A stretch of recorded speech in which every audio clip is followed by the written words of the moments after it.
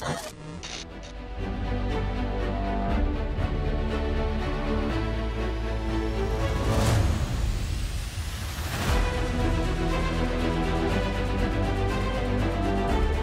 m'appelle Taki Marie-June Kwame, je suis en équipe de France de cyclisme sur piste.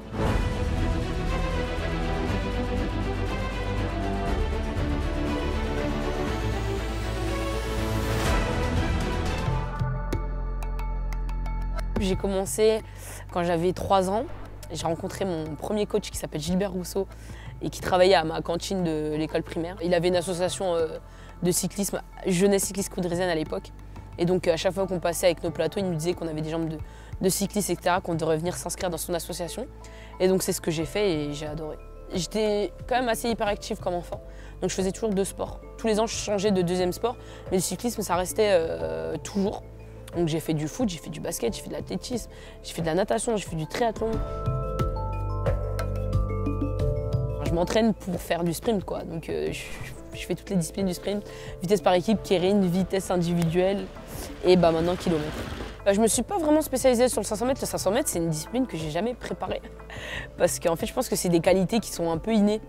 J'ai des facilités sur le départ et ça me donne un certain avantage, surtout que je peux emmener du gros braquet sur le départ. Et avec mon développement, faire un tour supplémentaire, c'est moins compliqué que si tu mets un petit braquet pour aller vite sur le départ. Il y a eu un petit micmac avec le Covid et donc ça m'a permis d'espérer une sélection parce que y avait une nouvelle année pour se qualifier. Et donc je suis rentrée un peu précipitamment entre guillemets en équipe de France pour ça. Et donc je me suis entraînée pendant toute une saison, j'ai fait les stages de sélection, j'ai fait les essayages de tenue. Une semaine avant l'annonce officielle où j'allais enfin pouvoir me libérer parce que j'avais un peu de pression de ma famille et tout. J'ai été convoquée pour me dire qu'en fait j'allais pas y participer. Pas parce que je n'étais pas compétitive ou quoi, mais parce qu'il me manquait 10 points UCI. Et 10 points UCI, c'est juste s'inscrire à une course. C'est ridicule. Après Tokyo, c'était compliqué, donc je vais au championnat d'Europe et je me blesse. Première grosse chute de toute ma vie, j'étais jamais tombée sur la piste. Donc je me suis fait une entorse acramio-claviculaire. Et après ma rééducation, j'étais de retour sur le vélo. Grégory Boger est arrivé à la tête de l'équipe de France. Au début, c'était pas facile. On a eu du mal à se trouver, se comprendre. Et une fois que notre relation était faite, ça a été tout droit jusqu'au championnat du monde ici, à Saint-Quentin-en-Yvelines, où c'était mes premiers championnats du monde élite et je remporte pareil le titre sur le 500 mètres.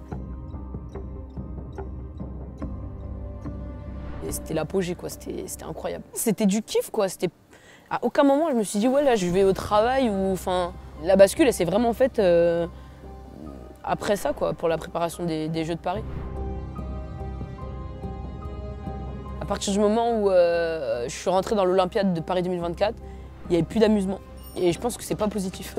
Si c'est ça qui rend la carrière entre guillemets sérieuse et qui fait, je pense que c'est pas bien.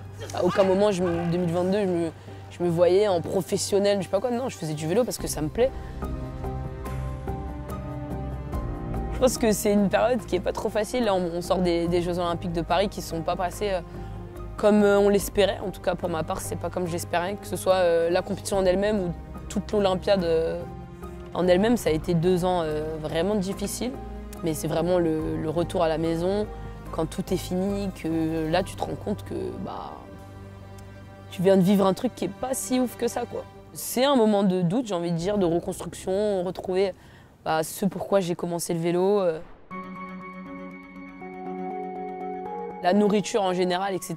La cuisine, j'adore ça. Je m'y suis intéressée justement parce que j'ai eu des petits problèmes au niveau de mon poids, etc. Donc il fallait que je m'intéresse à la nutrition pour comprendre ce dont j'avais besoin. Je suis encore dans un processus d'apprentissage de ce dont j'ai besoin, etc. Et donc j'ai un compte Instagram où je partage des recettes sans gluten, etc. Parce que maintenant je suis passée au sans gluten. En fait, je partage un peu toutes mes passions, la photo, la vidéo, la food, la lecture. Et c'est des choses qui me permettent de m'évader au-delà de ma carrière d'athlète, quoi. Là, je suis vraiment concentrée sur essayer de me reconstruire psychologiquement. Parce que je pense qu'on ne se rend pas compte, mais en tout cas, les Jeux, ça a vraiment été une épreuve. C'est une épreuve encore aujourd'hui, ça m'arrive encore d'en pleurer. Ça a été vraiment dur. Donc là, je suis plus dans un processus de reconstruction, reprendre confiance en moi, reprendre confiance au staff que je suis en train de construire, kiffer la vie, quoi. Et après, on verra pour les Jeux, mais je pense que j'ai un peu de temps.